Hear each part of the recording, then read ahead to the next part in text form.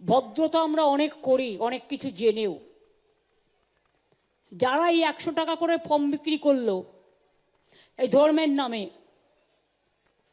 আপনাকে বাংলাদেশি প্রমাণিত করে দিল এবং ক্যাশ সার্টিফিকেট দিয়ে বলে আরও 800 টাকা করে নিল ক্যাম্প করে। তাদের কেউ কেউ নাকি এখন দেশে নেই, বিদেশে চলে গেছেন ঘুরতে। সেটা কেন বিদেশে ঘুরতে গেছে তার পেছনে বিরাট একটা রহস্য আছে। রহস্যটা আমি কিন্তু জানি। তৃণমূলের কেউ কিছু না করলেও তাকে জেলে ঢুকিয়ে দাও, আর বিজেপির মন্ত্রীরা চুরি করলেও বিদেশে পাঠিয়ে দাও।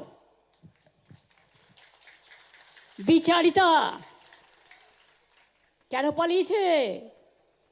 তার কারণ নিজেকে সেভ করার জন্য। যতই সেভ করার চেষ্টা করুন, রেকর্ড কিন্তু আমরা পেয়ে গেছি।